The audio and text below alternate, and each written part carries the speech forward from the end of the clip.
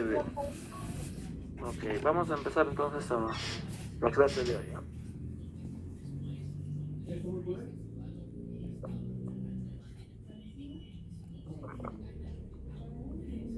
A ver, hoy día vamos a empezar básicamente lo que es el curso en sí, la oclusión. ¿Ok? Cuando alguien te dice la palabra oclusión, ¿qué se te viene a la cabeza?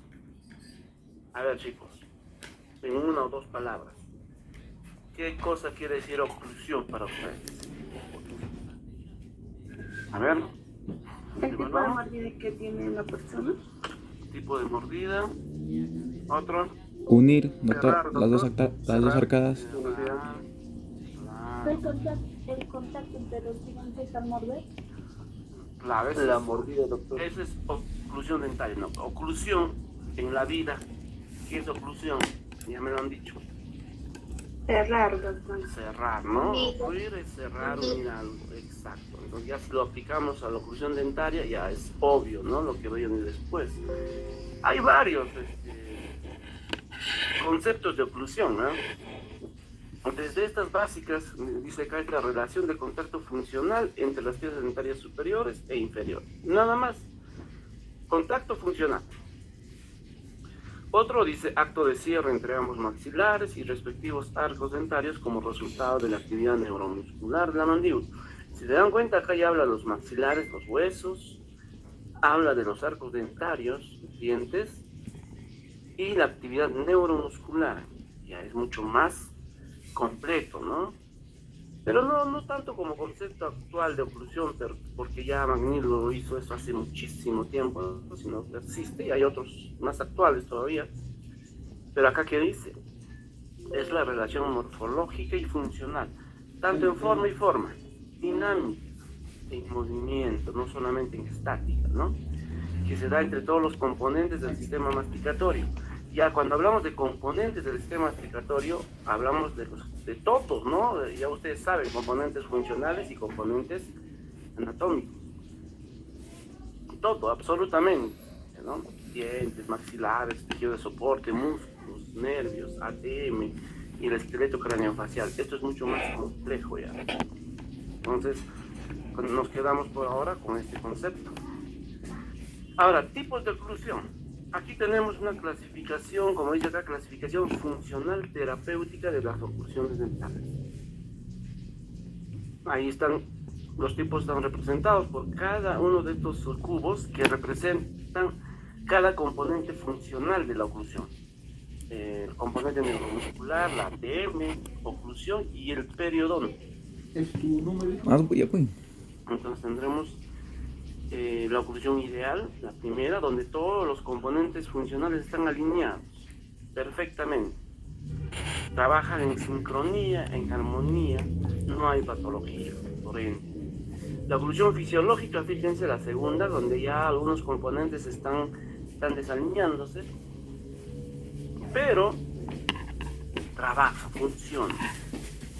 Sin embargo, la última, ¿no? Donde ya los componentes prácticamente han colapsado, ¿no? Ya ahí hay patología, ya por eso es oclusión patológica, ahí hay enfermedad ya.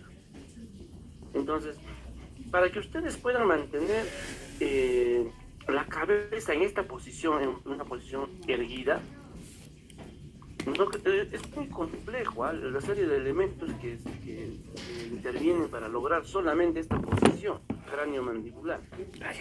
Desde la cintura escapular, miren, la columna cervical, la mandíbula tiene que tener una posición ideal, y esto se traduce en la oclusión, o mejor dicho, en la relación céntrica.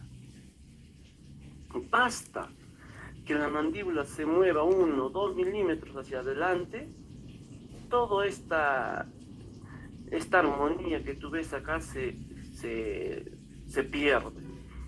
Entonces, acá para cuando hay una normoclusión, todo está ok. La contracción y relajación de todos los grupos musculares involucrados está en armonía, ok. Pero, si, por ejemplo, la mandíbula se va hacia adelante, entonces, ¿hacia dónde habrá más peso? Entonces, hacia la parte anterior, ¿cierto? Entonces, los músculos que se oponen a que la cabeza se vaya hacia adelante, llámese los músculos cervicales, los músculos posteriores del cuello, ¿no? Van a contraerse con más fuerza. Habrán más fibras contraídas que relajadas. ¿Por qué? Porque van a querer mantener la posición erguida de la cabeza. Entonces, ahí vienen los problemas. Por eso es que cuando una persona tiene una disfunción craneomandibular o simplemente tiene una alteración, presencia de prematuros, presencia de interferencias, ¿qué pasa? ¿Qué pasa con esa persona? Simplemente presenta dolores y les dicen, tengo dolor acá en la cara, a nivel de los sentidos, en la parte posterior de la cabeza, del cuello, inclusive hasta la espalda. Porque hay un espasmo muscular, una contracción muy continuada de estos músculos y afecta. Y ahora vamos a hablar de todos esos detalles, no se preocupen. Empezaremos a hablar de la oclusión ideal. Miren, se llama también como oclusión óptima u oclusión terapéutica. Obviamente la oclusión terapéutica ya cuando la mano del odontólogo, del profesional, entra a tallar. Mientras tanto, mientras no esté el odontólogo el que provee de ese tipo de oclusión, lo llamamos como oclusión ideal o oclusión óptima. ¿Ok? Miren qué dice ahí. Coexiste la normalidad morfológica y fisiológica óptima. Es decir, sobre todo a nivel dentario, ¿no? La morfología, no hay maloclusiones, alteraciones de forma, tamaño, ni a nivel óseo tampoco. Y estos trabajan o funcionan, hacen las funciones en forma óptima, adecuada. Entonces, por ello es que no hay sintomatología disfuncional propias de un trastorno temporomandibular. O sea, no va a haber ningún tipo de signos o síntomas que nos lleven a pensar que se trata de un trastorno temporomandibular. Absolutamente. Todo está ok, todo está bien. ¿Ok? Ahora viene lo importante, ¿no? Entonces, este es otro concepto, ¿no? Oclusión cuyas relaciones estructurales son, en teoría, ojo, en teoría, porque no todos tienen esto. Es más, la minoría lo tiene esto. ¿Cuánto por ciento de personas tienen una oclusión ideal natural, no con ortodoncia? Y tampoco terapéutica. Solamente un 4% aproximadamente. El resto estamos con otro tipo de oclusión que lo vamos a ver más adelante. Entonces, estas relaciones estructurales son las necesarias, dice, para obtener una salud, función, confort y estética óptimas. Ahora, pero tú me dirás pero ¿cómo identifico yo una oclusión ideal? ¿Qué características tiene? Entonces, acá viene las características muy, muy importantes. Esto sí, mucho ojo. Tiene que haber coincidencia entre la oclusión máxima y la relación céntrica. Ahí dice PMEE. Eso es posición músculo-esquelética estable. O simplemente relación céntrica. Mejor lo dejamos con lo último, ¿ya? Para que no se equivoque. Entonces, ¿qué cosa es una oclusión máxima? ¿Qué es oclusión máxima, chicos? A ver, ¿quién me dice? A ver. Ya hablamos de eso, ¿eh? Se llama también máxima intercuspiración. ¿Qué es eso? Un máximo contacto de puntos, creo. Uh-huh. A ver, ¿cómo te llamas? ¿Cómo te llamas? Cuero Esteban. Pedro. Cuero Esteban. Cuero Esteban. A ver, Cuero. Hazme caso. Cierra la boca hasta que tus dientes entren en contacto. ¿Lo hiciste? Sí, doctor. Ya, cierra la boca. Eso es tu máxima intercuspiración. Eso es tu oclusión máxima. Eso es tu posición intercuspidia, como quieran llamarlo. ¿Ya? Oclusión máxima o máxima intercuspiración. Eso, cada quien cierre la boca, eso es su máxima intercuspiración. Ahora, si ustedes se dan cuenta, cuando cierran la boca, salvo excepciones quizás, cierran y abren la boca, sienten contactos simultáneos tanto en el lado izquierdo y el lado derecho, ¿no? A nivel posterior, ¿cierto? Los contactos deben ser simultáneos. Ahora, si primero contacta el lado izquierdo o el lado derecho y después recién cuando mueres más fuerte contacta el otro lado, ya ahí ya tienes que hacerte ver. No está bien. Entonces, esta es una posición que tu sistema neuromuscular le ha dicho a tu mandíbula, oye, cierra de esta manera. ¿Para qué? Para que sea estable, para que cuando tú muerdas no estés ahí moviéndote. A ver, imagínense, ponemos una lentejita en el lado derecho, ya, o algo más chiquito inclusive, ¿no? Más chiquitito, la quinta parte de una lentejita. ¿Podrá contactar tus dientes al mismo tiempo? No va a poder contactar, ¿cierto? Va a ser una oclusión inestable. Entonces, esa oclusión puede ser fisiológica o puede ser acomodada. En este caso, cuando hablamos de oclusión ideal, es una oclusión natural. ¿Ok? Tú muerdes y sientes contactos en todos los dientes posteriores al mismo tiempo. Eso es máxima intercuspidación. Es decir, cuando se produce el cierre mandibular y aparecen o se producen la mayor cantidad de contactos interoclusales, pero en forma simultánea. ¿Ok? Ya, entonces, eso es máxima intercuspidación. Dice, pero esa máxima intercuspidación debe coincidir con relación céntrica. A ver, chicos, ¿qué es relación céntrica? Cuando te hablan de relación céntrica, tu cabeza inmediatamente tiene que pensar en ATM. En ATM. ¿Ok? Si te hablo de oclusión, máxima intercuspidación, oclusión máxima, posición intercuspida, tu cabeza está pensando en dientes. ¿Ok? Y dice que acá, cuando tú ocluyes, cuando tú cierras la boca y haces máxima intercuspidación, tu ATM debe estar en relación céntrica. ¿Qué es relación céntrica? Ahora les digo, eso sí lo pueden notar. Es la posición del cóndilo, ¿ya? O mejor dicho, es cuando el cóndilo asume una posición más superior, anterior y media dentro de la cavidad glenoidea. Ojo, cuando el cóndilo asume una posición más superior, anterior y media dentro de la cavidad glenoidea, con el disco articular adecuadamente interpuesto, porque no es que contacte cóndilo con cavidad glenoidea, ¿no? Entre ellos se interpone el disco articular, pero este disco articular, dice, debe estar adecuadamente interpuesto. ¿Y qué significa adecuadamente interpuesto? Cuando tú ves, cuando hay una vista sagital, ¿qué forma asume el disco, chicos? ¿Qué forma asume? Anterior, medio. De un No, corbatín, ¿cómo? doctor. De una corbatita, ajá, de una corbata Michi, ¿no? Eso es decir, que en la parte central debe ser más delgado y en la parte anterior y posterior debe ser más ancho. Entonces, eso es una posición adecuadamente interpuesta. ¿Lo podemos ver? No, pues salvo que hagamos una resonancia magnética, ¿no? Entonces, asumimos nada más, pero hay maneras de determinar si estamos en relación céntrica o no. Ahora, por ahora, háganme caso. Ese concepto de relación céntrica que les he dicho, háganme caso. Asúmanlo como verdadero. Y posiblemente lo sea, digo posiblemente porque hay muchas investigaciones, muchas corrientes donde dicen, no, la relación céntrica no existe.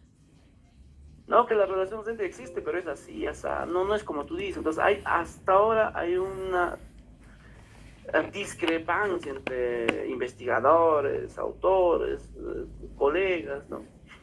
Pero este concepto tiene también muchos seguidores, ¿no? Entonces, ya cuando ustedes crezcan profesionalmente, y hagan clínica, ustedes dirán si trabajan en relación céntrica o no, o asumen ese concepto como verdadero o no. Por ahora háganme caso, yo tengo 22 años en esto, entonces creo que algo más que ustedes sé.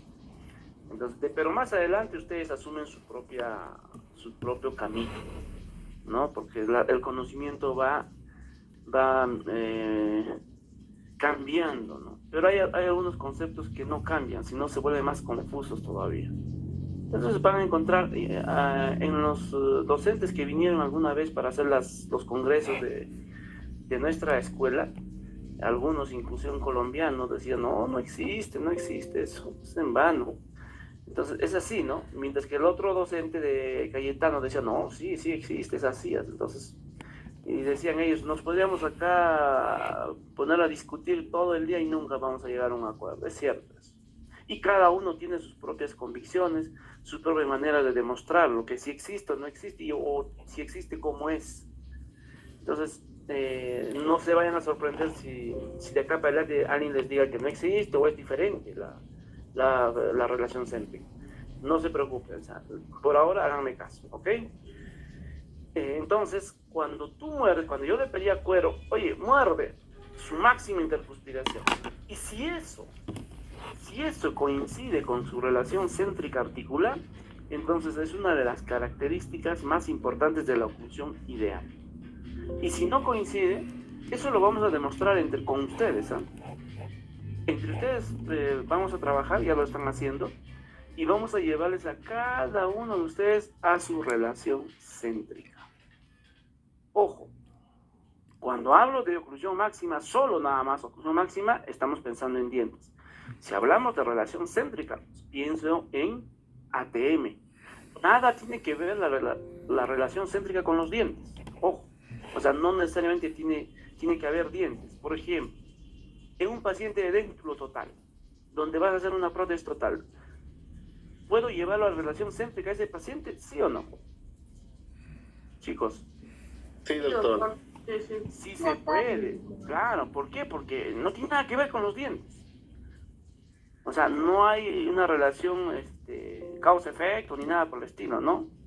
Yo puedo llevar a la relación céntrica en un paciente dentro total, porque es una posición articular. Pero acá dice, si hay coincidencia, es otra cosa.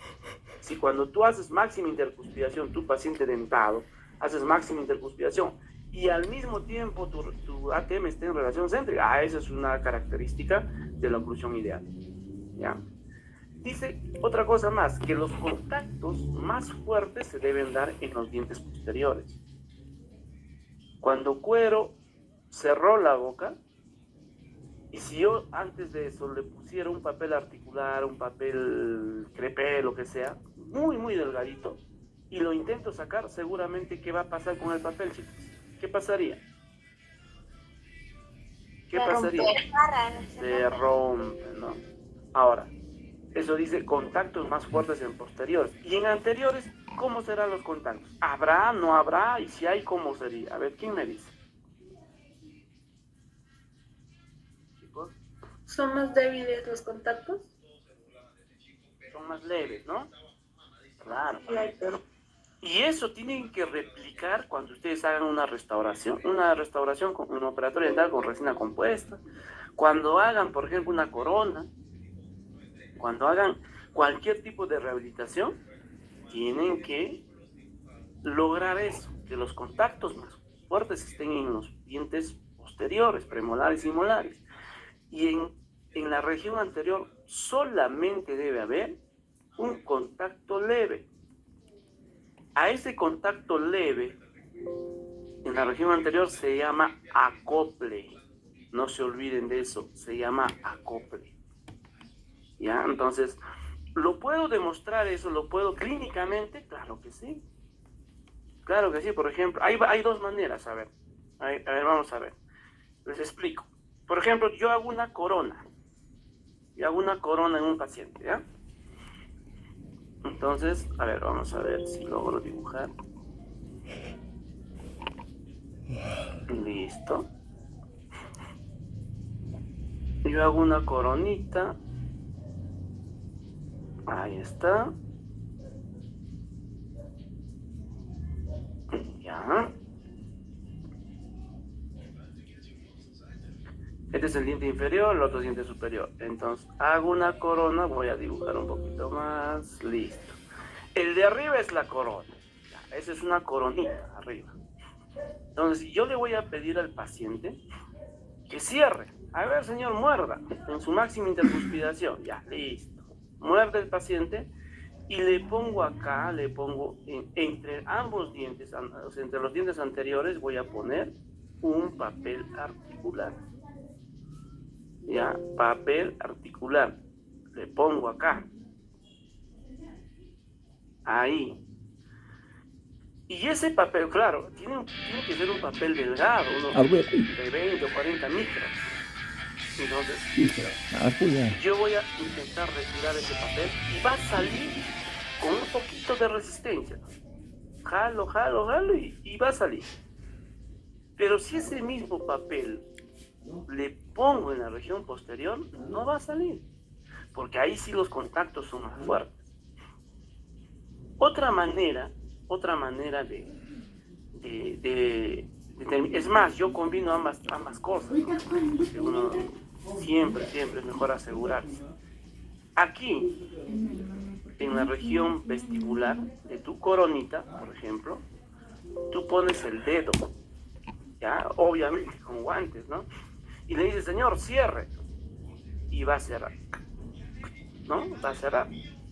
Y van a ver si es que acá en esta corona hay un prematuro, se va a mover hacia vestibular.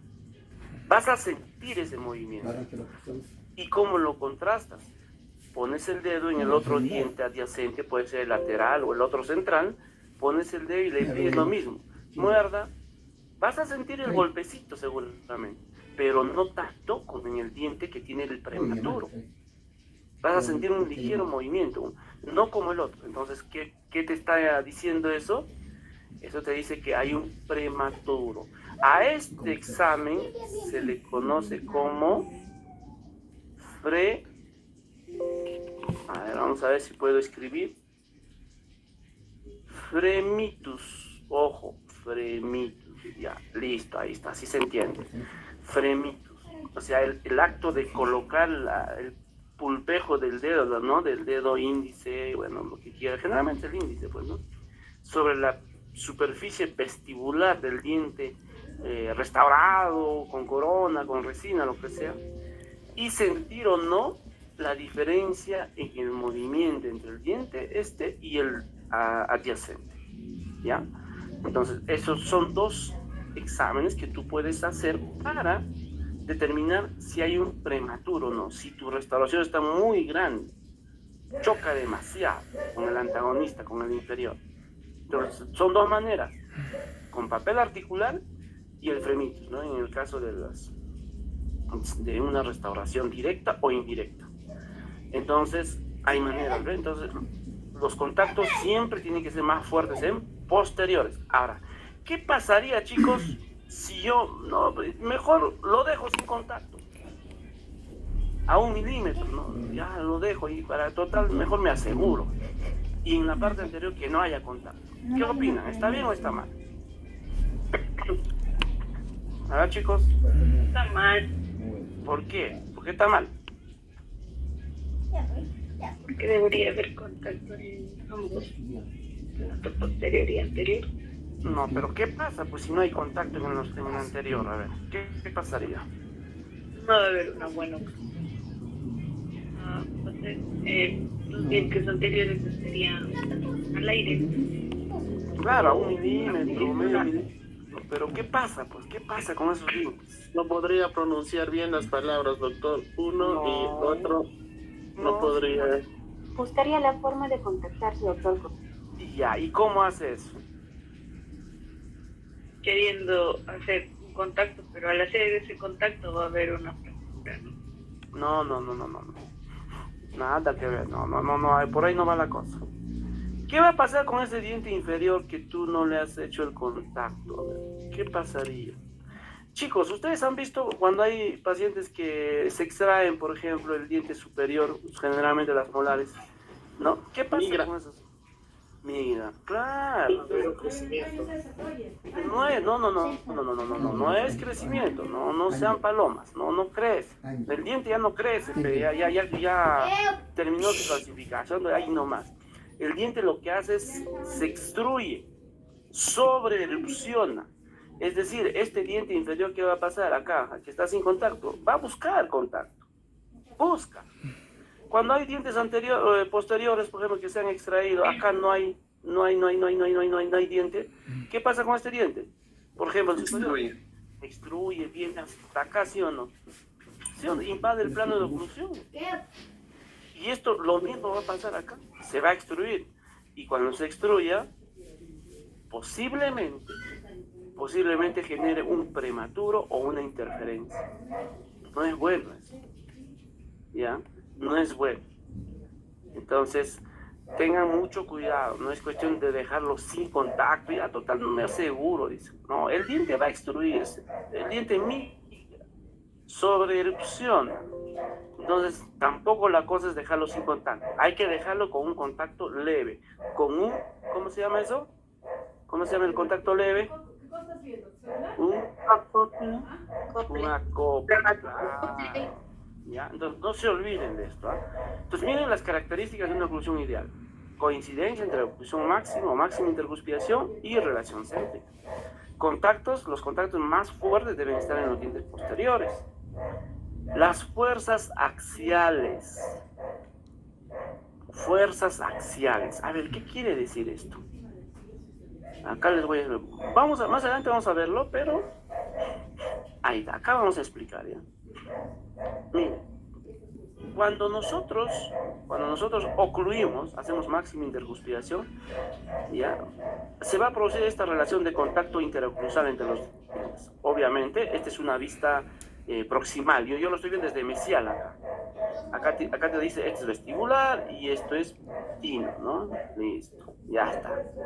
Entonces se van a formar tres contactos. Contacto A, contacto B y contacto C. Entonces, esto es fácil, ¿no? En física, ante una acción se produce una reacción, ¿cierto? En este contacto A se va a producir una fuerza y va a producir una reacción, ¿no? Entonces va a generarse un vector hacia arriba. Y en el contacto B también otro vector. Y la resultante de estos dos vectores, que obviamente en algún momento se intersectan y forman un ángulo, ¿no? La resultante de este vector, ¿cómo se llama, chicos? La resultante de cuando un ángulo es cortado en dos partes iguales, ¿cómo se llama ese vector? Los vertientes. No, estamos hablando de física. Bisectriz, doctor. Bisectriz, claro, pues ustedes de geografía no saben, ya se han olvidado su geografía. Esto sería la bisectriz, esto sería la resultante, el vector resultante. Y díganme una cosa acá. ¿Este vector resultante es paralelo al eje longitudinal de este diente, sí o no? No es paralelo. ¿Que no? Sí. Claro, es paralelo al eje longitudinal, al eje axial, como quieran llamarlo. Eso no es. ¿Es paralelo o no? Sí. Claro, o sea, la resultante de estos dos contactos, del contacto A y del contacto B en los dientes superiores molares, miren, esta resultante va a ser paralelo al eje axial, al eje longitudinal de este diente. ¿Me entienden? Y eso es lo que se requiere para que sea una oclusión ideal. Doctor, pero yo ¿cómo voy a saber? Pucha, y eso ya me estás complicando la vida, dice. No te hagas bolas. Tienes que ver nada más de que haya contacto A y contacto B. Y eso te voy a enseñar yo. Y en clínica me vas a aprender eso. A cocachos, aunque sea, porque si en clínica tú no me demuestras contactos ABC, vuelves a hacer tu restauración. Yo he mandado a hacer 7 veces una restauración. Ojo. 7 veces porque no ataba ni desataba. Entonces ya ese pata, obviamente en 7 clases o ya fue, ¿no? Ya se jaló ya.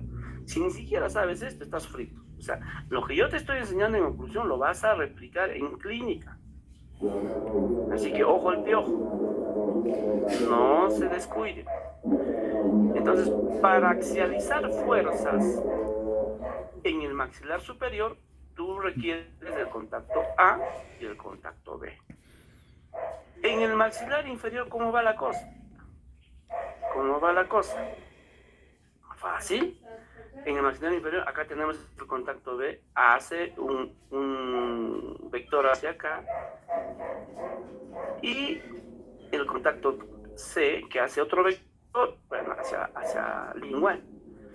Y la resultante de estos dos, fíjense, la resultante que partiría en dos exactamente, este ángulo formado por esos dos vectores, sería la bisectriz, la resultante. Y esa bisectriz, esta resultante, ¿es paralelo al eje axial de este diente? ¿Sí o no? Chicos, ¿es paralelo o no? Sí, doctor. Sí, es paralelo. Entonces, ¿estoy axializando fuerzas? Sí, estoy axializando. Entonces, ¿quiénes axializan fuerzas en los dientes posterior inferior? El contacto B y el contacto C. Pregunta de examen. Entonces, de esta manera yo estoy asegurándome de que sí se están axializando fuerzas, efectivamente, ¿no? Se axializan fuerzas. ¿Y yo cómo lo voy a saber? Simplemente determinando con un papel articular la presencia del contacto A, B y C. Entonces acá dice, miren, una característica más de la oclusión ideal es que las fuerzas son axiales. ¿Ok? Fuerzas axiales. Ahora, ¿qué otras características más tengo? ¿Qué otras características? A ver, no quiere avanzar. Miren, durante la protrusión y laterotrusión, las piezas anteriores deben desocluir las posteriores. ¿Y esto cómo es? ¿Cómo es esto? Acá les voy a explicar. Vamos a adelantar un poquito para explicar este detallito. A ver, no sé si está por acá. Uy, creo que no. Creo que no está. Ya fuimos ya entonces. Ya, ahorita vamos a ver esto. Si no, no me van a entender. Dice durante la protrusión y laterotrusión, los dientes anteriores guían los movimientos.